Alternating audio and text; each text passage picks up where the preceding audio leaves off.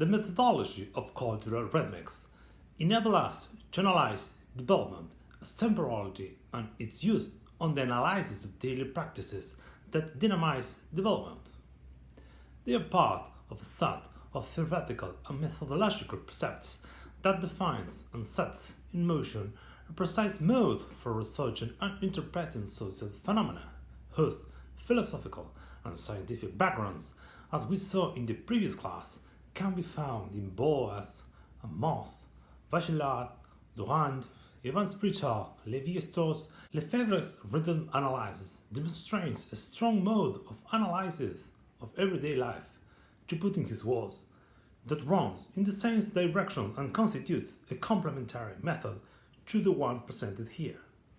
At a conceptual level, cultural rhythmic defines the set of life rhythms that enable us to characterize and interpret constitutive practices of the social dynamics of a group of people in its everydayness. As a method, cultural rhythmics constitute a tool for the understanding of the connection between life rhythms and processes of social dynamics, differentiation notions of time, temporality, and notions of space and spatiality. It is here understood that, as well as a rhythm of life can characterize a person's way of living, the set of life rhythms of the social group can characterize it at the group's level, both symbolically and materially.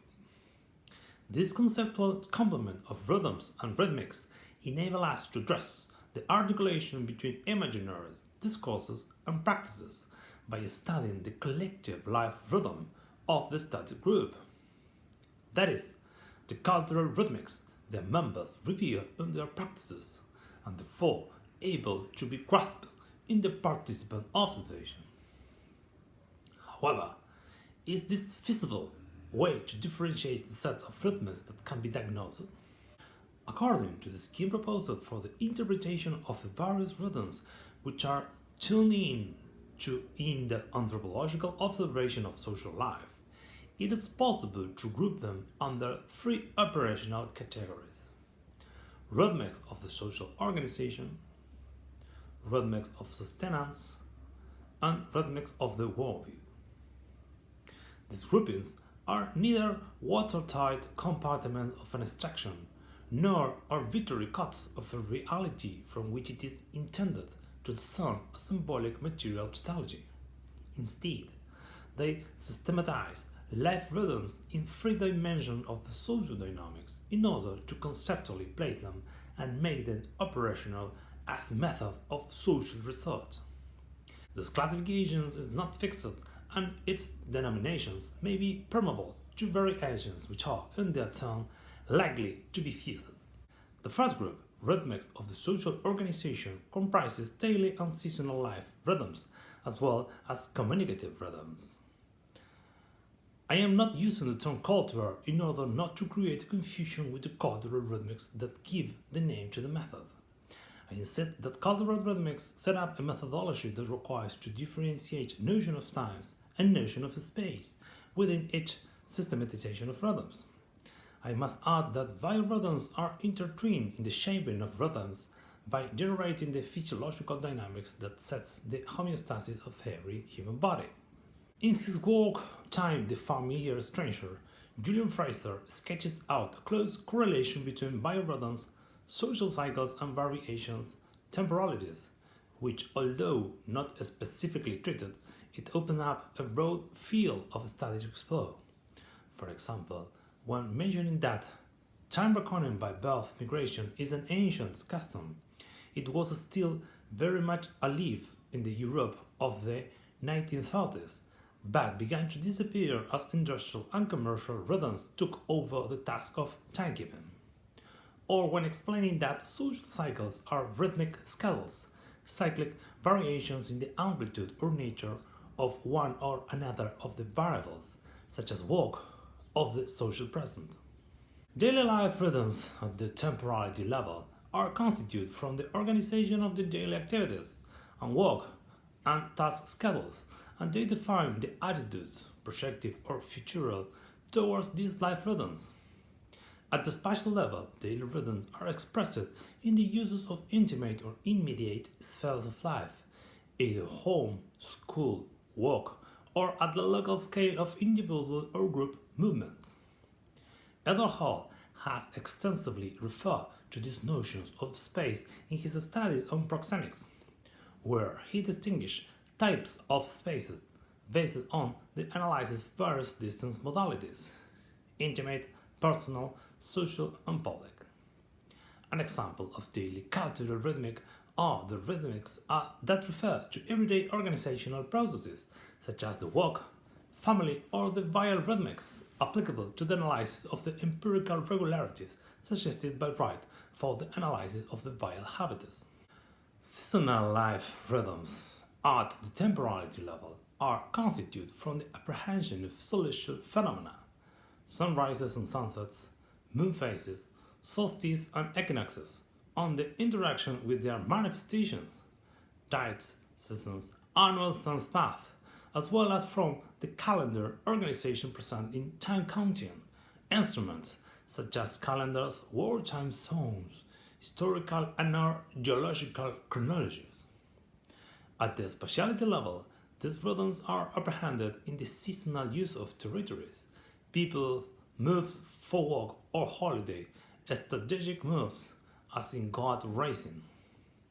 An example of seasonal cultural rhythmic are the calendar rhythmics, days, weeks, months, years, and the tourism rhythmics. I remark that they should not be confused with the seasonal natural rhythms, such as the rhythmic of the lunar cycle, two set of rhythms generated by moon phases.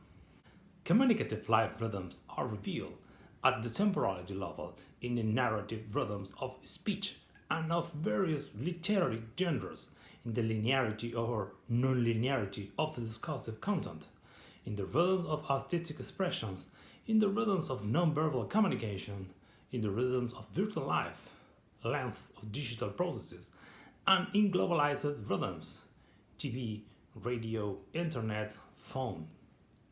At the spatiality level, these rhythms are found either in the use of private as well as of social places, in the representation of symbolic and virtual spheres. Examples of communicative cultural rhythmics are the virtual rhythmics of online life, the gestural rhythmics of sign language, or the performative rhythmics in dance, theater, music, painting, and others. The second group, rhythmics of sustenance, gathers the economic and political rhythms.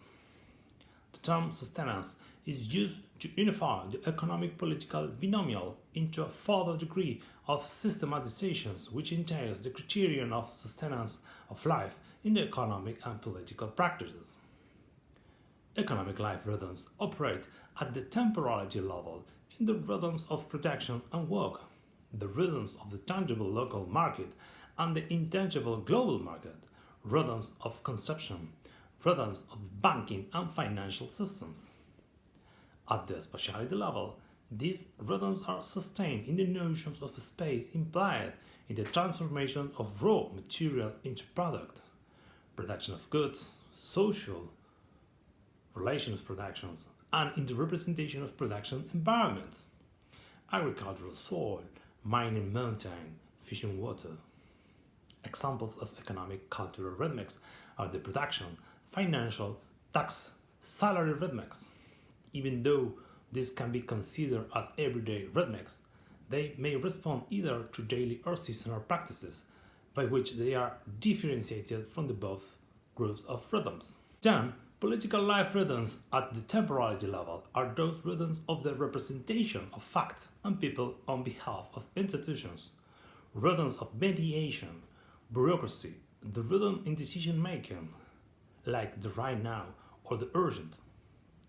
The notions of space involved are built in the spheres of management, public and private, in state administrations with no private owners, in decision-making environments, places with symbolic capitals of power, such as the government houses.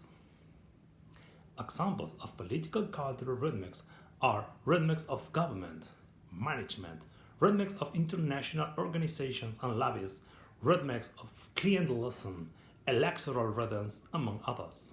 Finally, the rhythmics of the worldview comprise the ritual life rhythms.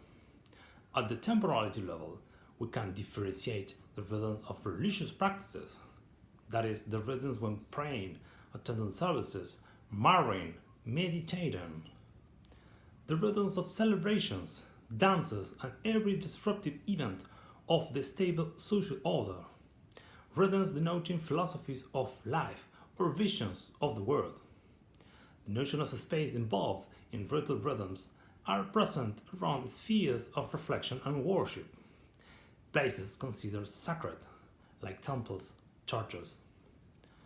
Examples of cultural rhythmics of the worldview are all those ritual rhythmics, religions in a broad sense, that in various ways reunite the actor with the social group he identifies with, the rhythmics of meditations, contemplations, daydreaming.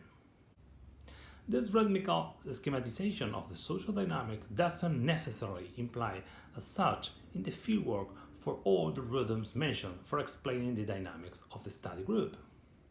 It operates as a catalogue of behaviors likely to be found or a self-orientation.